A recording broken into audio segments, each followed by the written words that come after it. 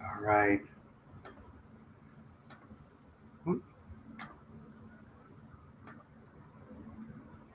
All right, Brendan Woods from BW Manifesting. That's on YouTube and on Instagram and TikTok. You're definitely on all the big platforms, and you've been kicking out lots of content.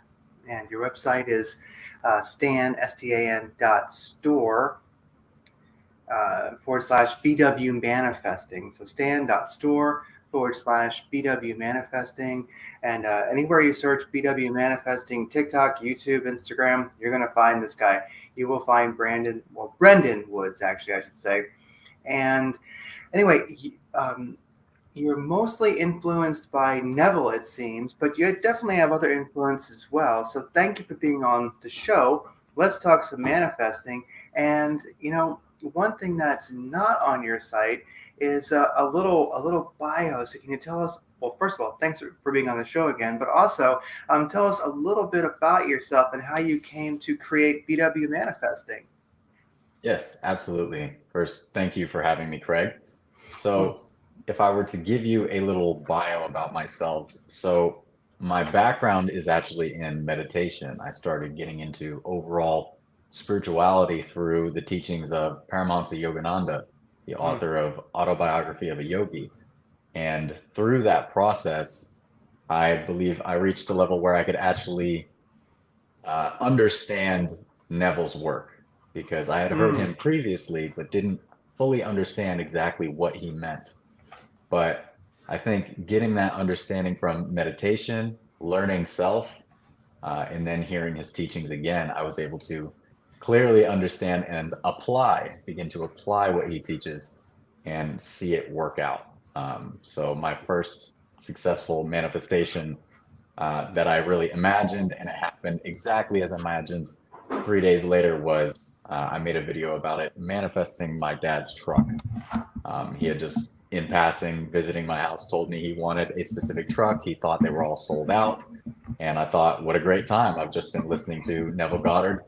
I know exactly what to do. Why not give it a shot? And 3 days later, it all came to pass. Hmm.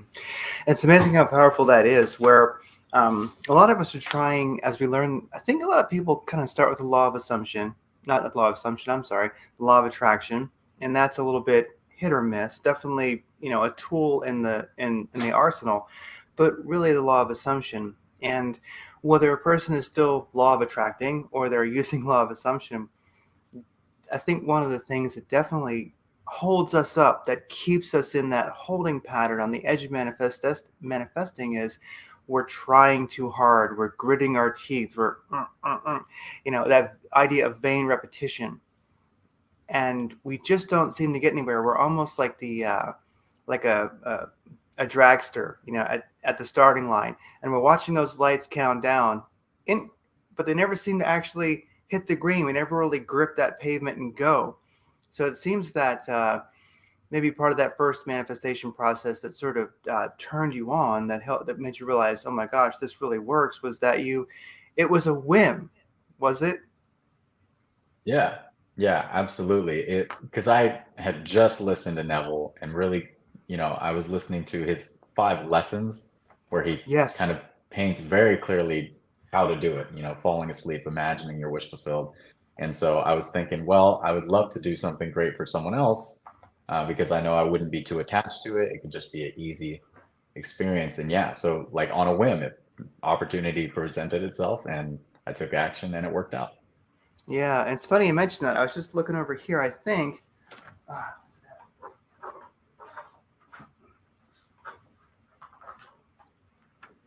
and that's the way these things work. Is that I've actually been going over the 5 lessons recently. So I actually had it on the table.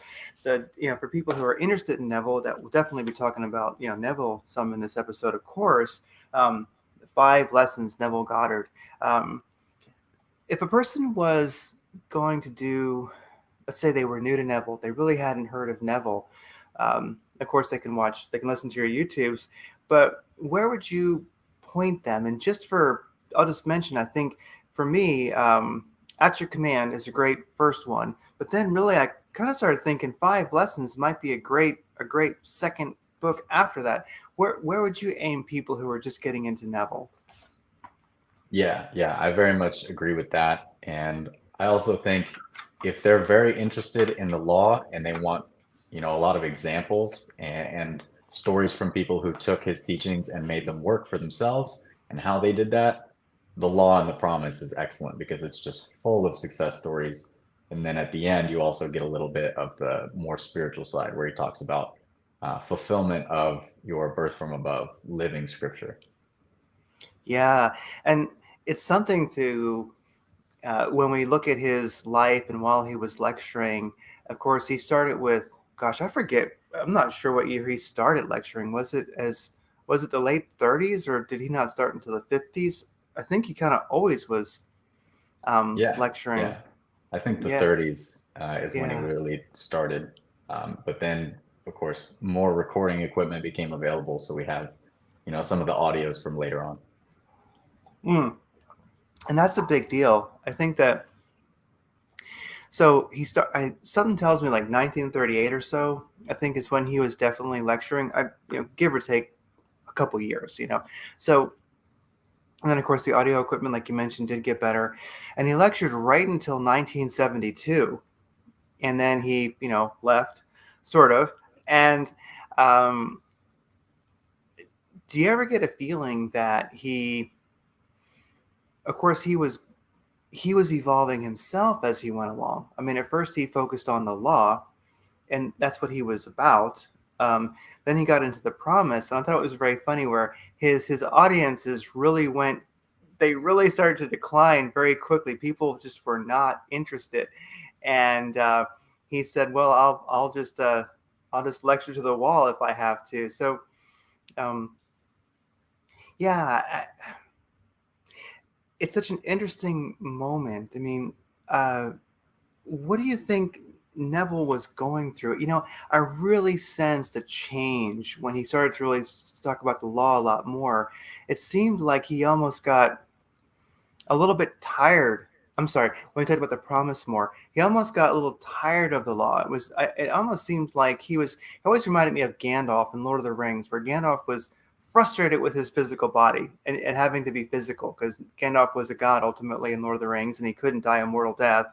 And so he was like frustrated in this mortal being stuck in this body because he was living multidimensionally, and it just seemed like Neville, once he really began to have experiences of the promise, he it's almost like he really was just frustrated being in the body anymore. Does that resonate? Am I anywhere on target, do you think? Yes, it seems it's not that he was like, actively upset or anything, but you can tell with little comments he would make closer to, his exit from this world. He would say things like, I hope it's not too much longer, or I can't anticipate that it would be many more years. Because, of course, in this physical world, the body ages and decays. And so you can't do all the things you used to do, or maybe you don't care to. He was living in imagination, right? The reality, capital R. So I'm sure he was much more satisfied with imagination than the physical reflection. Yeah, it does seem that way. And oh, who wrote the book recently? Oh, he's written a couple books on Neville. I think one is, of course, I totally space it right now. Magician of the Beautiful or something like that. Oh, I forget. Anyway, but there's somebody who wrote kind of an investigative book about Neville, and one thing that really struck me was how it did seem that he definitely, well, he talked about it in his lectures. I mean, Neville loved his bottle of wine with lunch and then three martinis. you know he liked it, and I remember in one lecture he even talked about, I tried smoking but just couldn't seem to do it. uh, and I do wonder, so some people were a little bit, Mitch Horowitz, I think is his name, and he wrote a book recently on Neville, and it was, like I say, an investigation a bit into his life. And he actually found the paperwork from the military where he actually was in the military and was discharged, as his story, as he talks about, which was very neat. But also, it turns out that he really was a heavy drinker towards the end of his life. But I've often felt like we don't know what he, I think that Neville, his physical experience, we don't necessarily know what really drinking was to somebody in that physical state. I think he was very energetic being, and even if he was a bit of a heavy drinker towards the end of his life, I don't think you can really compare it to a normal human, if that makes sense. Yeah, yeah, absolutely. When you reach a certain level of consciousness, you have such like you're so solid in knowing, reality as consciousness. Yeah, for someone like that, if you listen to Freedom Barry, his one of Mm. his, you know, he helped him go on to teach the law in California when he was located elsewhere. But if you listen to some of what he talked about, Neville could take, almost an entire bottle of gin and then take the stage and give a wonderful lecture. I'm sure we've probably heard some recordings after he's had a couple drinks, and to sound as clear, he's not stuttering or stumbling his words. So he must be solid in just his consciousness. Nothing could really shake him out of that. Yeah, I've often thought that his little love of alcohol was just, I think that what would, make many humans unable to function was just a little tingle for him. And I just think that when you have that high energy, toroidal force that is your body, yeah, I think he just it just didn't make much of a difference. And it actually really bothered some, many people who follow Neville. They thought they were disturbed by that. And I just think, well, no, I, I just don't think it affected him in the way that it would a normal person.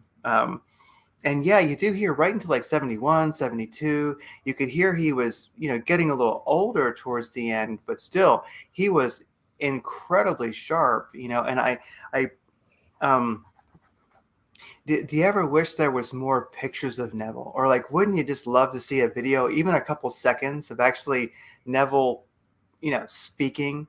If there's one thing that I know I like to, a law of assumption, like I know I see it eventually one of these days with as many people who want to see it, and it only takes one, you know, we're gonna find some Neville video. Somebody had a Super 8 video player. Someone's got it in an attic somewhere. It hasn't been found yet, but I know it's coming. What do you think? Yeah, that would be excellent. That's actually a great idea. I haven't thought to, imagine that and possibly manifest a video because, sometimes you see people that are reposting the content, they'll make like the AI Yeah, generated like it's almost kind of creepy to watch, but a real video would be awesome. yeah, because the AI generated is kind of neat, and they've started to AI generate Neville, and he looks sort of like a Marvel superhero now, and Yeah. so which I think is cool.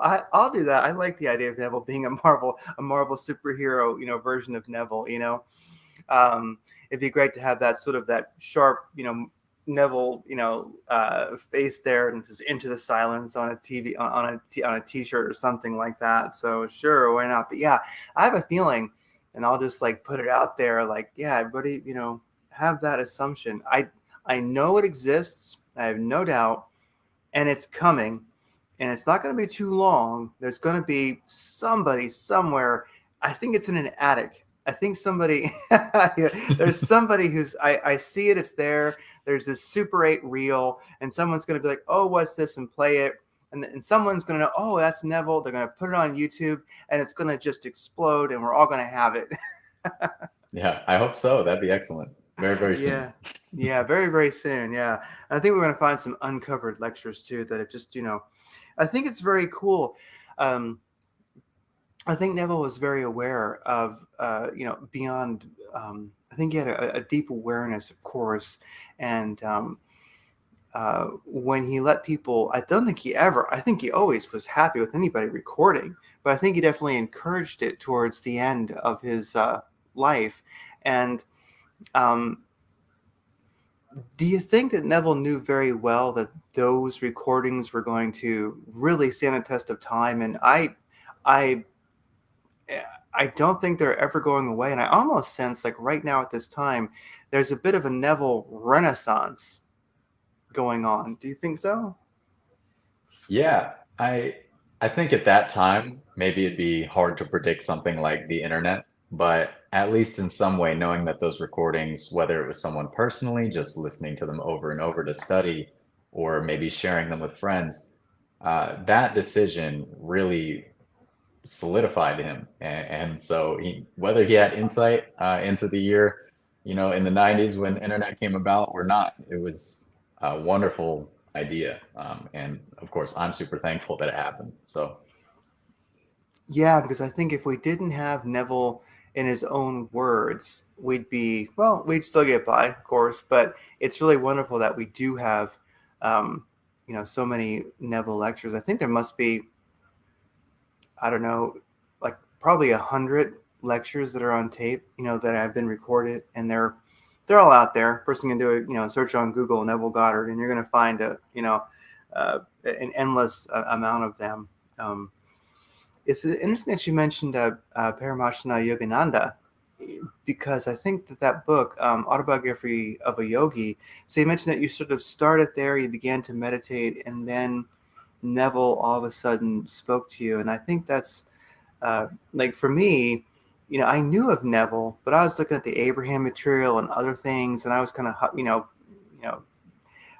kind of getting nowhere, I guess you'd say, having very, very mixed success. And Neville was always there. I mean, I saw him come up now and then on YouTube, and I knew he was there, and I even read some of it, but it was like it was on the other side of a pane of glass. It never quite happened. Then one day, like a lightning bolt, um, boom, I just got it. And it's funny how, um, I wonder if the renaissance that we're seeing right now is that a lot of people have been working on it. And I think that lightning bolt is starting to happen. And all of a sudden, like Neville is just becoming, it just all of a sudden one day, it just hits them. yeah, yeah, absolutely. It seems that, we kind of function like a collective, everyone as you pushed out, right? So we're all Yes. one. And so we notice that things kind of happen in waves. And I don't know if it's the overload of information with the internet, but a lot of people are dissatisfied with, aspects of their life or maybe, everything about their life. And so people are searching for something that's going to help them, whether it's a change in their, morning routine or just reading more often, taking up meditation. But that opens up the mind, more than just these individuals, but more people are opening up their mind to, more esoteric teachings, more teachings of consciousness. And so I think that opens the door for this Neville Renaissance. Yeah, I like the idea of there being a Neville Renaissance. And, I like to think, uh, um, I don't know if Neville, time is not exactly linear, of course, but I don't know if Neville stuck around at all. He seemed like he was very happy to go. He'd had enough, and so who knows if he's still necessarily his consciousness is here. But um, uh, do you ever feel that you are hanging out with Neville? Do you ever feel that, like when you're doing your videos, that there's a presence, there's a flow? I've often been very curious. I like to ask people who are, followers of Neville, do you think he's still around, or is he left and he left his teachings and he's out of here? I think there is access available to those who will dedicate themselves to focusing on that specific. I guess if we look at it like light, it's like focusing into that area, or uh, it's kind of hard to describe, but like if we were to look at like a full range of all of consciousness, if you devote yourself focusing, meditating on Neville's work, you're bound to get something, whether it's him choosing to come or if it's that it's open. Consciousness is open to all and everyone. So I certainly have felt there are times where I'll sit down and start typing out from inspiration, and it comes out sounding very much like him. Yes. So I know it's not me personally writing or sometimes speaking, recording the video. It's a force coming through me. Some may call it the subconscious or uh, God, higher self, but I have felt at times this is from Neville. No, I definitely understand that feeling. And ultimately, I think really what we're pointing at, or that we connect to when we have that feeling, is not so much Neville the person, but what Neville was tuned into. Yes, Yeah, absolutely. That yeah, same part of infinite intelligence, just, giving freely that wonderful gift of, understanding the law. yeah. And that's the thing. I think, many of us, we like that physical connection. We like that idea of, Neville is still here. Um, but when one realizes that, yeah, when you get it, like you're saying, it's almost like you're seeing beyond Neville. It's almost like you're seeing through his eyes that are your eyes. You and the I am become far less separate than you just are I am. And then, yeah, that's where Neville was coming from. So it's almost like you get past the wanting to know the ego of Neville, the physical form, and then you're hanging out where he was. It's kind of, yeah, it's very hard to put into words, but yeah, it's very comforting to know that there's some way to connect to that individual that we found as a teacher. Yeah, yeah, absolutely. It's almost like there's a conscious state of Neville, the Yes. way he compared like the disciples in the Bible, or every character in the Bible, to states. It's like now there's this state of Neville, which is wonderful for everyone who can tap in. Yeah, and that's great because I think that people who do listen may find that, okay, I want to check out Neville, and that's a great tip for a person who is, whether you're a long time Neville student, or you're just getting into it. What an amazing meditation that is, to meditate on the state of Neville, and I think that's a very beautiful um, feeling, as we say, feeling is the secret. And that's something I'll probably do later, is just meditate and just feel Neville, but Yes, not so much that ego, but this is the thing with the law of assumption, as you know, be Neville. And right. then wow, there you go. Yeah. Everybody, that was worth your time right there. If you Yes, absolutely. Gin not necessary. Yeah, gin not necessary, but if you want, it's all right, Yeah. yeah. Well, it's funny. There's a Ramtha. Uh, I don't know when. It comes from that movie. Like, I think The Secret is where Ramtha kind of got a new hit on popularity, and I forget the story of Ramtha, but a lady channels Ramtha. It's supposedly a very ancient being, and it's funny. And everybody who goes to see Ramtha, they actually all drink red wine before Ramtha starts speaking, because it does create like nitric oxide, and supposedly it makes you more open to ideas, or a state of mind that you're not used to. Anyway, so Yeah, yeah. yeah, gin not necessary. A little bit of red wine could possibly help if you so desire. I'm not. Yeah, Anyway, yeah. I can be yeah, honest and say that, like, imagining after maybe a drink or two, just something light, nothing extreme, but it helped me kind of lose myself in the imaginal act. I believe I had a couple drinks when I manifested my dad's truck. I really lost yes, myself in the scene. So, not necessary, but it can be useful. yeah. It's very, very true. It's very, very true. And it's something that you mentioned in one of your uh, videos recently, is that we definitely don't need anything other than ourselves to manifest and to be, and that's something that really has struck me, that um, for quite some time has been one that I thought about, is when you are listening to affirmations, or you're listening to, and I am oftentimes very wary of, like, I love my new agey meditation music, all right, but I've gotten more and more critical of where it comes from, because the intent of the individual who made it, or individuals, but then also the intent of the affirmations one might listen to, could lead you down a wrong path, and that ultimately, like you mentioned, um, you might want to make sure. And you mentioned the Parrot app, which, if you're a law of assumption person, you probably have the Parrot app. Anyway, just look for Parrot on the App Store. You'll find it,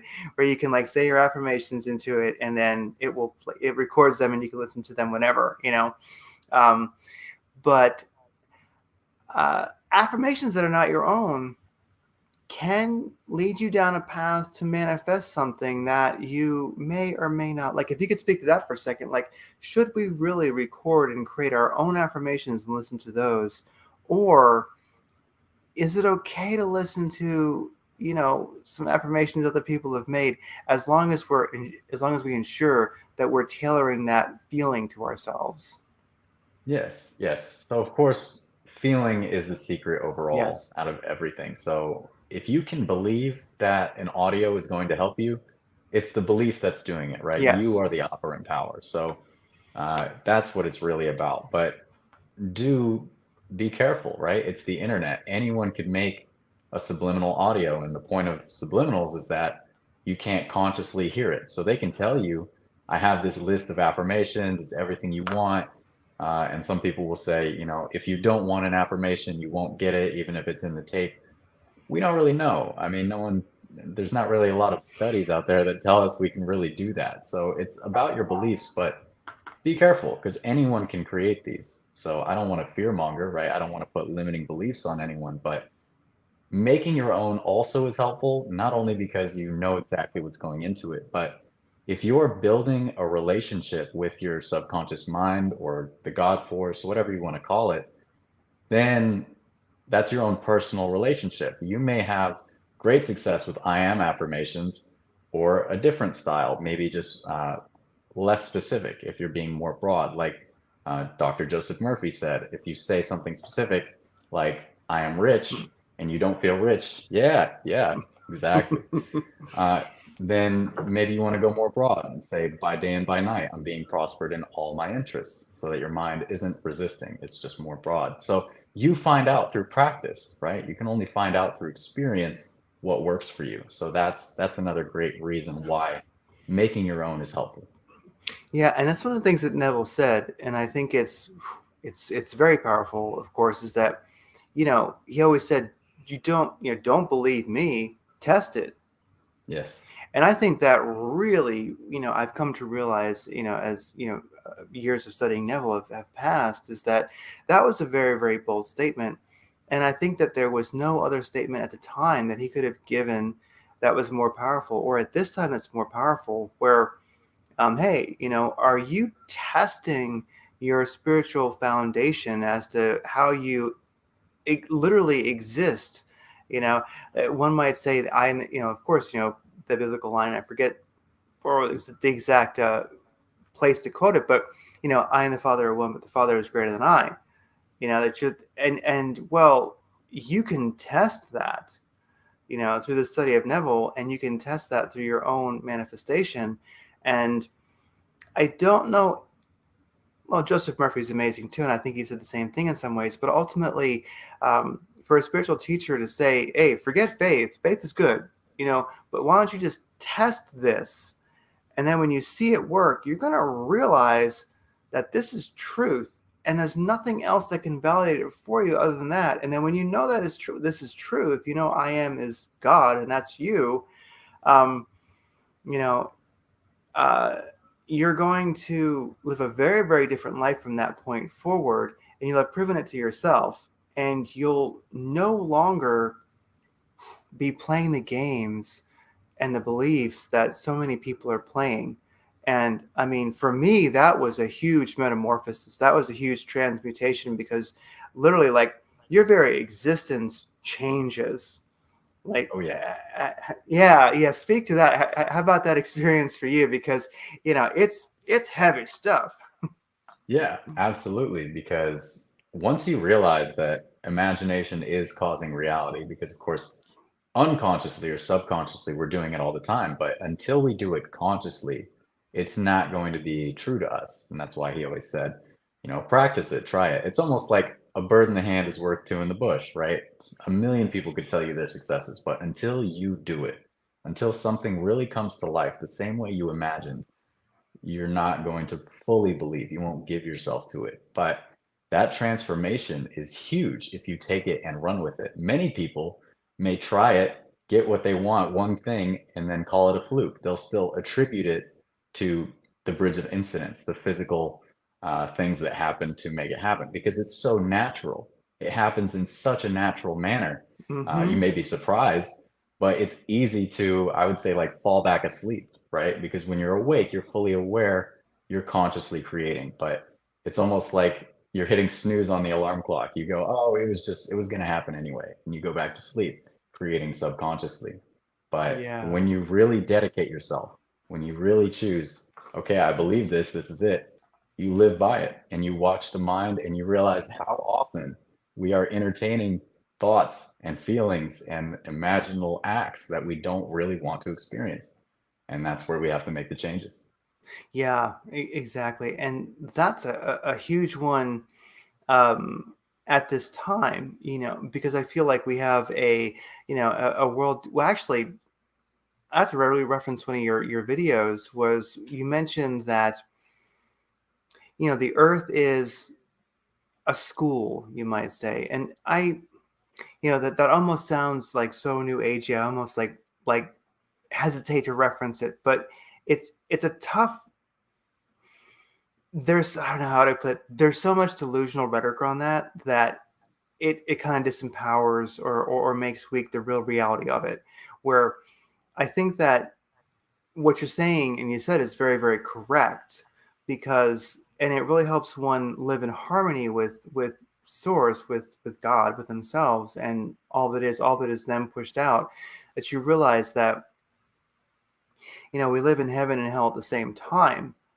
And that, as Neville put it, and there's biblical quotes for it also, of course, that we do go through the furnaces, that ultimately that's part of it. So the earth plane, as I'll call it, is, I don't like the word school, but it's an experience that through the soul's, God's manifestation of individuality, the individuated soul, I'm the Father, the Father is greater than I. You're going through the furnaces of this existence and also the bliss of this existence.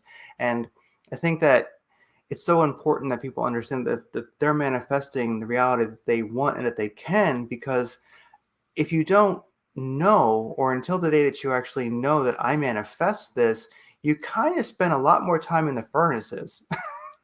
Yeah, and absolutely. yeah, and manifestation itself, creating and having fun with this great big like coloring book that we have to create reality, that once you get it, that is truly your path. If you've gotten it, if you've awoken to that, then it's time to have fun. If you don't consciously manifest, you're just kind of in neutral, and you're kind of like sliding downhill backwards. You need to like get a grip and manifest, and not feel bad about just creating really, really cool stuff. It's like almost like, hey, everybody, it's like Bashir says, like it's your permission slip. It's like, please take your permission slip from yourself, from God, and let's just start manifesting incredibly cool stuff rather than just hanging out in the furnaces. Like, enough of that. Don't worry. You'll suffer enough. Don't don't feel guilty. It's still going to happen.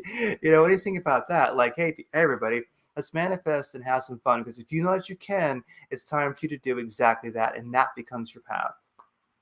Yeah. Yeah, absolutely. Because we can get caught up on all, I mean, the news. I even Neville would say, stop reading what's in the newspaper, because even back then it was all bad news. So it's easy to get caught on that. But when we have this power, when we wake up to what we're capable of, it's easier to turn off the television and maybe go into the silence of meditation. Imagine something wonderful. Maybe you don't need anything in particular at this moment, but could you imagine something wonderful for yourself or for another? What a wonderful way to spend your time, or invest your time rather, to Mm. create something great. Yeah, spending versus investing, and that's something that Neville spoke of, also, which was, I think, an inspiration that his wife had, was that we need to invest our thought, our consciousness, and not spend it. Spending is sort of like dissipating and losing, where investing, that's your manifestations. So we literally can invest in a certain future with our attention. Yeah, absolutely. Because that's our currency, right? So it's the coin of heaven is one of Neville's lectures. It's really our choice. How are we going to use it? Will we spend it to lay out without hope of return, or invest it, which is to lay out for a purpose, expecting a return? And that's how we should be imagining, especially if we're doing affirmations, visualization, scripting. A lot of people maybe will do it more hoping it'll happen than expecting it to happen. And that is a big difference, because one is not being in the state, really. You're still in the state of really wanting, desiring. It's a maybe. And then there's the state of acceptance where you know, okay, this is a creative act. There's no separation between me and God, the subconscious source that's going to carry it out. So I have no doubts. I have no worries, no questions. I wrote it. It's done. Yeah, and that it's so true. And I think that there's a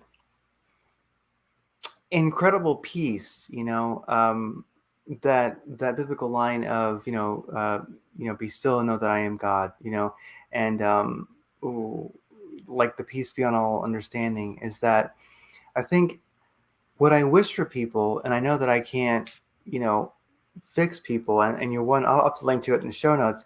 Your one talk that you did about that, school, Earth is like the school of heaven and hell, and you can go through the furnaces of difficulty, but also there's like nirvana, there's heaven at the same time, and you really do consciously decide. And it's funny how it's an incredible knowing. And I think one of the things through all my years of spiritual practice and seeking, um, the law of assumption and realizing ultimately, and the promise comes into play too, knowing that you're God.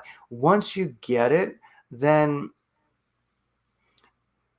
it's almost disappointing at first, because you go, wait a second, I like the idea of God being out there and me like kind of begging, and so like I've done that so much, and it's like it's a really bad habit, and it doesn't seem to work very well, and that thought of original sin, well, I'm kind of bad, and so I'll just keep begging, and and you definitely can join these great big support groups called churches where everybody does that. It's like, well, if you want something, it's up to God, and you can beg, and you can like try to make a foundation for that to happen if it happens, but your will, your will is essentially essential original sin, and even the fact that you want just means that you're wrong. And so like I never had that, especially being like raised Roman Catholic.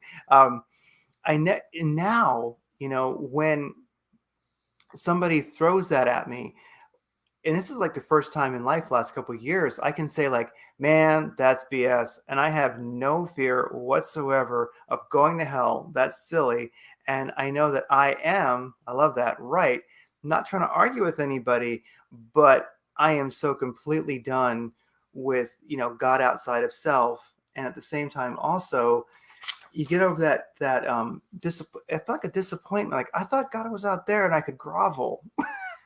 Yeah, And yet it is such a habit. It takes a while to get over God outside of self and groveling. And at the same time, yeah, and then also like the Pearl of Great Price. I love that one lecture from Neville where you go, wait a second, you mean like my astrology doesn't actually, like, you mean that's cute and neat, and sure, get into it if you want, but I am, and I manifest what I want regardless of where my moon is. You mean like, oh my gosh, all this stuff external to me now falls away, and you're like, oh my, you really, it is quite heavy crap to go through. absolutely. Absolutely. Yeah, they're all optional. They're all options for us. They're all states, right? But they're Yeah. also tools. So maybe it's really, really transformative and helpful for someone to do tarot cards. But it's almost like if we're desperately searching for something to put a nail in a wall, and we find a hammer, and the hammer nails it into the wall, and then we think it's the most amazing thing. Nothing else worked, so we start worshiping the hammer. But really, it was ourselves. It was ourselves that, put out the intention to get the nail in the wall, and that hammer was presented. Yeah. And um, for instance, bliss, and I thought I'd mention um, one of the things about manifesting recently, or the law of assumption, is, and how you manifested a new car for your dad, was something that happens more and more. Is once we become aware and are just aware of it and tune into it ourselves, ultimately, you know whether we have a good day or a bad day, we're still creating. The good day or bad day is sort of a little bit more superficial, but your consciousness, you're manifesting. And so you just sort of realize that no matter what happens, it's the best thing that could possibly happen, and all good is on the way and is now. And I had this amazing experience where there's a certain kind of workout that I like to do, and there was a gym a little ways away, and I decided that one didn't have good vibes anymore. I didn't want to be there. And then I stopped going, and I tried a different one that did the same thing, and I was like, nah, it's too far away. And for a moment, I just sat there and thought, actually for a day or two, off and on, what would be perfect? What would be perfect? What would be like the perfect, specific workout? If it was perfect, what would it be like? It would be like this. And I thought, it really would be nice if that was just local, that was close by. And I forgot about it. I was daydreaming, you know. But then I go like right around the corner, and there's this sign up, this like new sign up, and there's a gym doing exactly that right there. And it's like a mile away, maybe, it's around the corner. And, you know, and they haven't even opened yet, gotten their mailing list. They'll be opening soon. And, I almost feel like walking in and being like, I've come. Yeah, that's excellent. Yeah, Yeah. like I know you think this was all your idea, but well, it was me.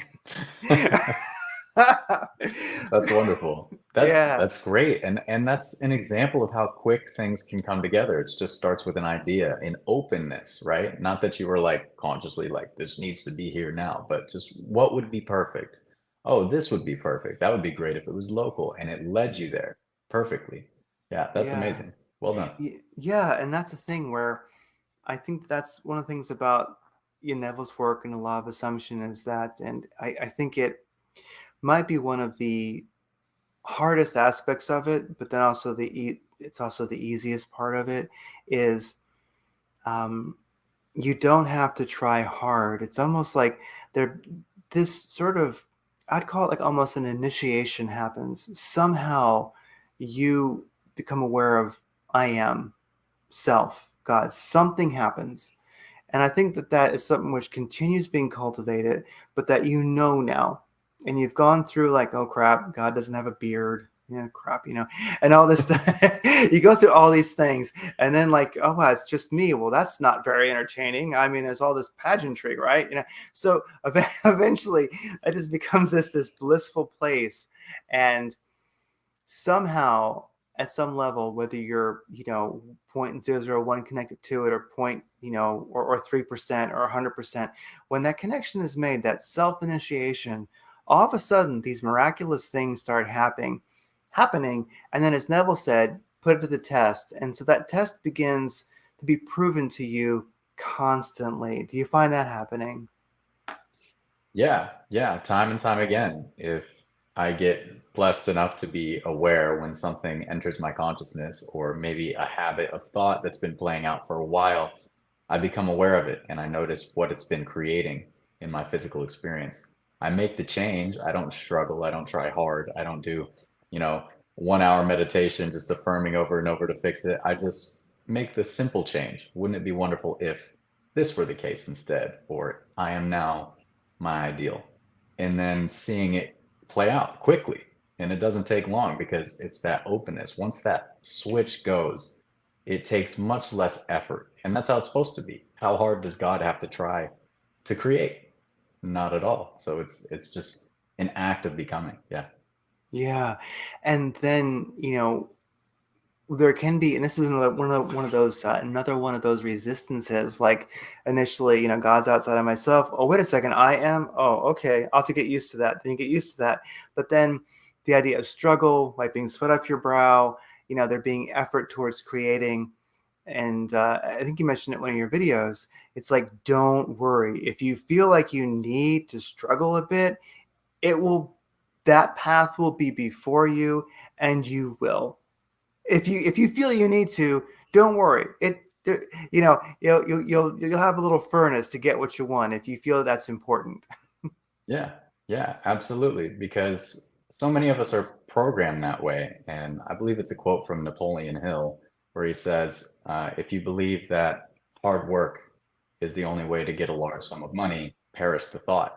Because so many of us, we may hear about manifesting, but we're so programmed to believe to get anything, you have to try super hard. Like you said, sweat of your brow. But these are just thoughts. These are beliefs. These are choices. So if you want that furnace, go for it. It's on, but you don't have to do it. You can do it easy and effortless. Yeah, it's so true. It's so true. And if that furnace is, yeah, if it feels good. I mean, in some cases, it feels good, and so um that's the thing. I would just let people know. I'd say if you feel like you, as you mentioned, like Napoleon Hill said, if you feel that you need to wipe some sweat off your brow to manifest it, don't worry, relax. That's the thing. Many people, I think everybody, if you were to say that, if you like crawl through these blackberry bushes, right? If you, if you crawl through these blackberry bushes and then like flog yourself and then like whatever, if you do that, what you want is on the other side of it. Most people would say, "Are you serious? Like it's right over there." They would just go do it. And so it's like I think we tend to accuse ourselves of laziness. It's a weird thing, but we'll want to manifest, and then of course the whim manifests more powerfully than anything else I've ever done, which is frustrating. And so, but you realize that by whim, just boom, there it is. But if I like, really work on it, nothing happens. So, uh, it's funny. Yeah, I just think it's a very important thing for people to realize that if you really feel that you need to struggle to in its creation, that struggle will be put before you, and you'll be doing it. You don't need to go. You don't need to try and struggle. If within you want some struggle to create, then it will be there. But it'll be struggle where you can actually get some traction and make something happen. Because some people, I get it. Some things maybe a little bit of struggle is rewarding along the way, but don't feel it's really hard to put into words. Does it make Yeah. sense? Like, Yeah, absolutely. It's entirely in your hands, right? There's only one God, one creator, one cause, and it's I am. So it's either I am going to go through the furnace, I am going to take the hard way and require a bunch of, mental effort, or I am that now. I am my ideal now. And it's a choice for everyone to make. It's how many videos do you want to watch until you get it that it's just you. So yeah, yeah. yeah, and it's true, and that one is a hard one because I know that um, it is, like I say, I think that when a person realizes, oh man, God isn't out there, doesn't have a beard, I'm not bad, I'm not original sin, I don't have to struggle. My whim literally manifests more powerfully than anything else, and one keeps proving to themselves via their whims that just manifest. They realize you put it to the test, like Neville said, and then you have confidence, and that just changes everything. But I think that bit of metamorphosis is something that I guess I would just mention to people. It might take a bit of time to truly, and I think it's ongoing. You get better at it, but to me, like how easy it really is can take a while to become accustomed to. Yes. Yes, absolutely. Because especially if you're fresh and you get something that works, like my process. So I got very excited as soon as I had something work, like the truck. And so, of course, I was manifesting all sorts of things and seeing a lot of success, but I also ended up getting into all these different teachers, all these different videos and books with all these different ways to practice. And I thought, somehow I found myself thinking maybe I'm doing something wrong if it doesn't come quickly. Maybe I need to watch more. I need to do this. All this need I ended up in. And so thankfully, I came back to it's supposed to be easy and effortless. The law of reverse effort. The harder you try, the more resistance you have to what you want. And that's something that if you can avoid that on your path, good for you. Please do. That's amazing. But either way, you'll get back to oneness. But yeah, it can be a process. Yeah, yeah. I often found that one of the things that helped me was, get off that one thing or those two things that you're so uptight about that you're, talking into parrot. Here's my man. Here's my affirmations. Grr, grr, grr, grr, grr, and um, because really the whim has already taken place, and when you forget about it, I've oftentimes found that the way to kind of unblock is to manifest more stuff. Don't get hung up on those one or two things. Like um, manifest more, and then you'll find that like something's going to happen every day. I'm like just broaden your spectrum of manifestation, and then you'll have a hard day not seeing something odd show up. That you'll almost dismiss, as Neville has said many times, as well. That would have happened anyway. But eventually, life becomes that would have happened anyway, and you just don't have time to. The best way to get unstuck, I think, is to broaden the spectrum. Does that work? Or Yeah, yeah, absolutely. Don't just create the big things, which everything's, the same size, I guess, to create, but everything. If you want something specific to eat and you don't know how you're going to have time to go and get it or make it, imagine you're eating it right now and it'll come. It's something that may be small, maybe people don't care that much, but everything. If you're in traffic, I've said this before, if you're in traffic, imagine yourself home thinking, wow, the traffic cleared up. I got home earlier, right on time. Use it for everything and you'll understand how much power you really have. It's like working out. You're working that muscle. So you can go with heavy weights and do fewer reps, or you can do lighter weights and do a lot of reps, or you can do a mix of both. I recommend do it all. Like you said, broaden the spectrum and yeah. create. And when you're aware of that, whether you're having a good day or a bad day, I said there's some kind of an initiation that happens, and it's a self-initiation. And once one realizes this, and I was in a Sedona. I was going to do an interview with somebody, and it was meeting them at Bell Rock of all places, and the parking lot was just completely full. And I saw them pull in. Like I was looking here, like it's full, completely full, and then they pull in and they drive right past me and they park. And that parking spot didn't exist when they pulled in. I'm telling you, it didn't. That car evaporated, disappeared, and they parked in the empty spot. And I went, man, reality really is not like what we think it is. And that's Yeah. because that person, they lived that vibe. They were, and I call it like initiated. I don't know how else to put it. It just that word seems to work.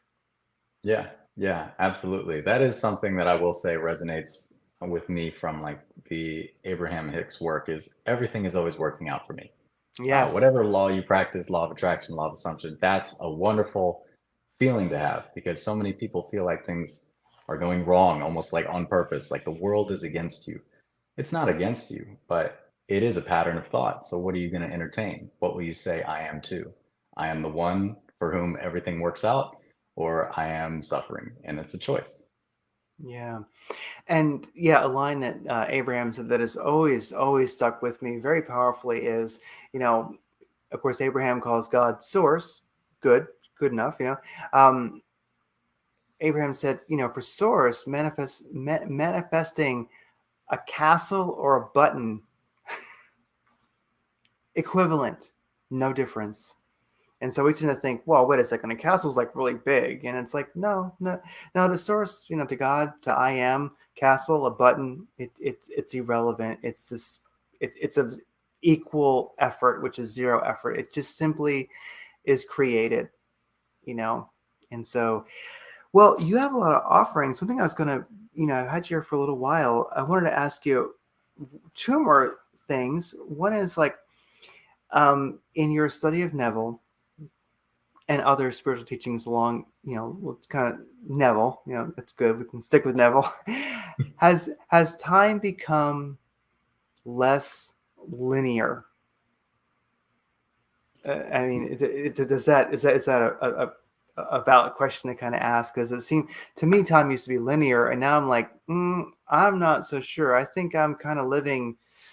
Like Neville mentioned, he saw people living like who had died yesterday who are here today, and such. And Right. I really get this perspective now when I see somebody as almost being in like the at like an amusement park, like the room of mirrors, where you see endless reflections of the same being. It's like it really begins, for me at least, it's like one's perspective of a person becomes way different. You're seeing that person, but you're seeing the many versions of them that are happening at once. And time, it's linearity. This is another thing, which is, I wouldn't say disappointing, but disconcerting, where you realize like, oh yeah, time, yeah, like first God's outside of me, now he's not. Now time was linear, crap. Now, no. Yeah. Yeah, it's a strange phenomenon. There's a lot of ways to experience it. So if, maybe you're into lucid dreaming, you may get to a point where Neville talked about worlds within worlds, and Yes.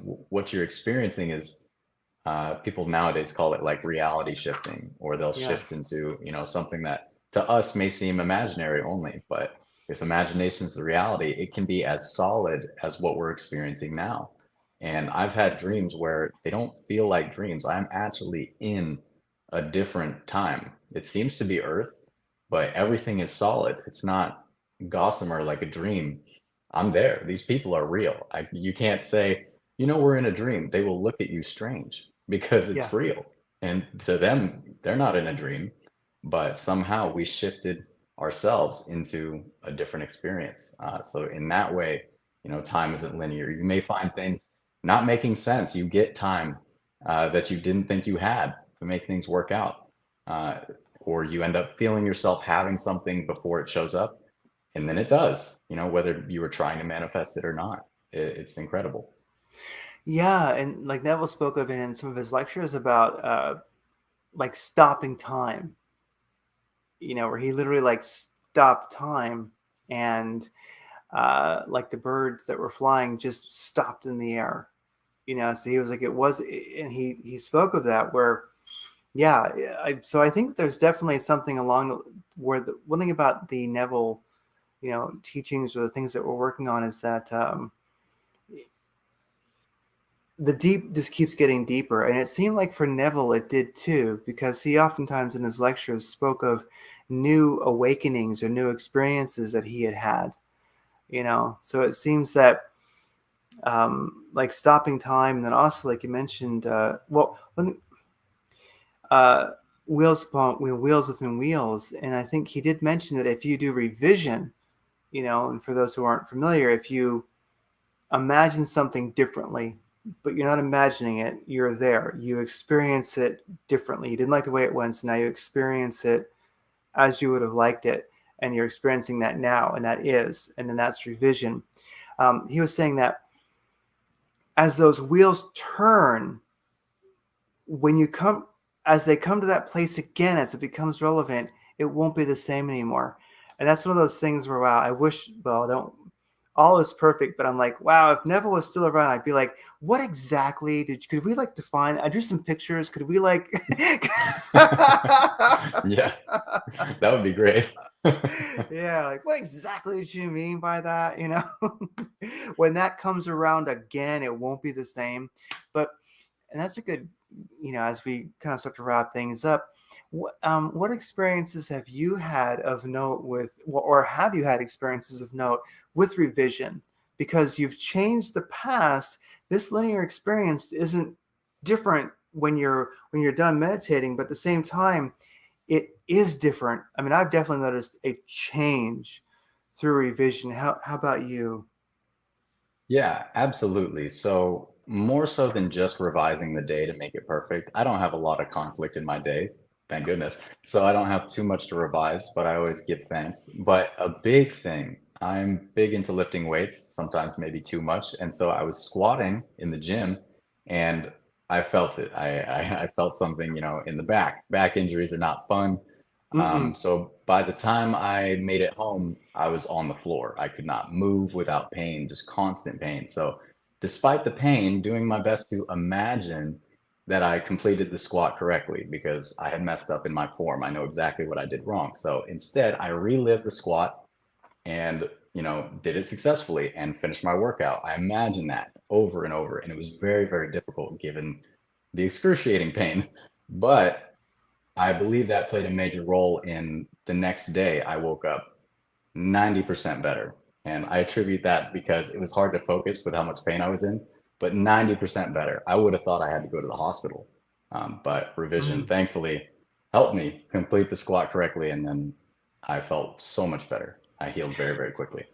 Yeah, and that's the beautiful thing with Neville's work is, as he said, put it to the test. And when one puts revision to the test, they'll find that it really does work. And yeah, I found that things to revise began coming up, and I guess they kind of continue, where I will be just going about my day doing whatever, and I'll realize, or maybe I'm meditating, and I'll realize, oh wow, from like when I was like, wow, like 21, I'm like, wow, there was this relationship, I didn't like the way that went, or maybe I did like the way it went. Oh, but you realize it's still there. So it's funny, like when Neville said, when Neville said, like when that part of the wheel comes up again, it'll be different. And so I'm like, let me revise that. And I've had to, go through some things, and even new things come up, and I revise them. It's almost like you really are, wow. What you're affecting, I think, is it's it is disorienting. But I think as we get better at revising, stuff comes up to revise that we're ready for. And it's funny, like you really start to awaken your entire timeline. And I have a feeling, just a feeling, that I'm going to start revising. I look at all past lives and future lives as happening on top of one another, for me personally. But I feel that, and I think it may have already started to happen, where I'm revising past lives, Yes. you Yeah, those know. same patterns come up in this experience, and it's all reflections, right? So, yeah, you're definitely revising it. Some people may say like undoing karma, if you Yeah. look at it that way. But yeah, absolutely, all time is now, and you're always free to revise that. Even little things like some people joke about being up late at night, 3 a.m., thinking about maybe they said something dumb and they felt awkward in a conversation. Even that you can change. Those could have had a V8 moments. You can, if they keep coming up, put them to rest, fix it, and make yourself Yeah. happy with it. Oh yeah, and I've actually been exactly there. Where it's 3 a.m., the world's kind of asleep, and you're just like, man, grr, But I tell you what, for me, one of the a blissful thing now is getting up at 3 a.m., getting up at 3:30 a.m., because that gives you tons of time. The world's quiet, and even if you have kids, I don't have kids, but even if people do have kids, like I'm telling you, they're not up at 3:30, right? Nobody is up at 3:30. So if you if you want time to actually do this work, 3:30 is awesome. Or 3 o'clock. You wake up, and then you wouldn't miss it. And if you sleep in a little bit, you're going to be like, oh man, because when you can have your, I don't know, glass of, orange juice, whatever, or bone broth, whatever, whatever person likes to drink, in the morning, then that time is just so powerful. And I tell you what, disciplining that time is the hardest thing I do every day, you know, because that time is so important. And if I spend it right, the day explodes, with amazingness, but if I don't, it's still a good day. But even though I know the difference, it's like that's like where a lot of my real training is. My discipline right now is like, uh, you know, I am wakes me up early and says, now it's time to create the day. Like you have a spiritual practice to do, and it's 3:30. It's time to get to it. I'm telling you, there's nothing I do harder all day. There's nothing that even compares. Absolutely. Yeah, that's that time. Early morning. Yeah. Yeah. Yeah, yeah. I might do like my flow yoga. That's nothing compared to meditating at 3:30 in the morning. I'm like, this is easy. Time for tree pose. Easy. I'm done. Well, it's been great having you on. And you know, you have a lot of offerings. You have some material that for specific partners for manifesting. You offer individual coaching sessions, and I kind of feel like I've gotten a free one here, so I definitely thank you for that. And so let people know where they can get a hold of you. And I know that we've talked a lot about Neville, and if individuals don't have a background in Neville, I know we kind of geeked out and didn't give a lot of foundation, but At Your Command is a great book by Neville, and many people have read it online. Brian Scott, just search Brian Scott and At Your Command. He did a great reading of the book. It's great. If you want to just listen to it, it's free, or you can read it. The 5 lessons, definitely great place. And then of course there's the great Neville collection here. Just might take you a while, but you can get through this, and it'll change your life. And so, and of course you can listen to Brendan Wood's many very very good talks on YouTube. Just start at the beginning, or just start at the latest and go backwards, whichever one moves you. You'll be led to it. Listen to them in whatever order moves you. But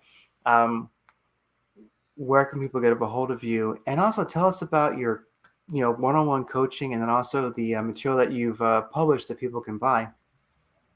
Yeah, absolutely. So if you just want to send me a note at my email, it's bwmanifesting@gmail.com. My website, as mentioned at the beginning, is stan.store. That's stan.store/bwmanifesting. And so you have all my links on there. It should be in the description of all my YouTube videos. But that's the best way to get a hold of me, via email or maybe Instagram DM, if that's what works for you. As far as my one-on-one coaching, it's really there so some people don't have anyone to talk to about this. And so maybe they're trying to practice, they're trying to persist, but they feel a little bit delusional. If you don't have anyone else who believes in you, or they won't even hear you out because it sounds so outlandish that imagining creates reality, I'm here for that. Or if you need specific guidance for a certain scenario, maybe you need an outside mind to help you get creative on what you can imagine or how to work through it. Really, what I do is I listen to you, because everyone is confessing their state. So I can, through working with you, understand your state of consciousness to help you move from that state to where you want to be. It's really an intuitive process that, as we talk about maybe former successes you've had, any of your favorite ways to use the law, affirmations, visualization, I can get an understanding where maybe you could make small tweaks, because I'm sure you can succeed. Everyone can succeed. It's just maybe something small that you may be missing because you've been in the state so long. So that gives me an opportunity to help you out of it. So there's that. I have my book, Doing God's Work, which is focused on the foundations of understanding who you are, why you have this power to make positive change for yourself, for others, blessing others as well as yourself, and the value of that process. The Specific Person Manifesting Guide is focused entirely on if you want to love life. I cover affirmations, scripting, visualizations, possible scenarios you may want to visualize. And it's just as detailed as you can get about it to bring in your ideal partner. And yeah, I'm also working on some free stuff to give away. I think that it's super important to give away value on top of just the free videos. So I'm coming out with a list of exercises, 6 in-depth exercises that will help you get the foundation of things like state akin to sleep, crafting your own affirmations, self-concept, things of that nature. So that will be out very soon on my website. And also I'm going to link to something that's already created, but for you to download. Many people may not know, but there is a book on Neville's foundational teachings of Imagining Creates Reality that's available for free in PDF form. So I'll put that up as well. That's amazing. And I like what you just said. Everyone is confessing their state. And like, I imagine an old church, and like people walk into that confessional and this like, like you're sitting on the other side and you're like, confess your state. My child. And actually that would be a great video. And maybe we'll see that one. Maybe that will be Brendan's next video, confessing your state, or like everyone is confessing their state, because it absolutely is true. When you look at an individual, they are confessing their state, because that's exactly who they are. And I think that's one of the things that Rudolf Steiner called it spiritual vision. And I think that definitely people who are doing this work are going to, if they don't have it, they'll get it. It'll only get stronger. But when you see an individual, you will see, like, they will confess their state to you. You'll see it. That's a beautiful thing. So there you go, everybody. Thank you. There you go. Confess your state. Wow. I hope that could become like a really good, like Leanne Rimes song. Confess your state. Anyway. Anyway, well, take care and keep after it.